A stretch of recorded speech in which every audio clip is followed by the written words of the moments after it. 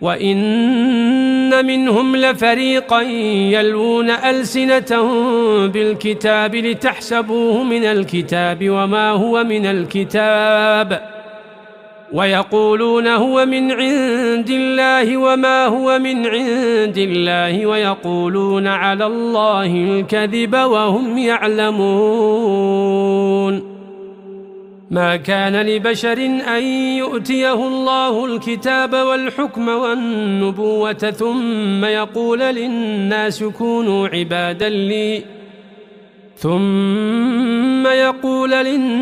كونوا عبادا لي من دون الله ولكن كونوا ربانيين بما كنتم تعلمون الكتاب وبما كنتم تدرسون. ولا يأمركم أن تتخذوا الملائكة والنبيين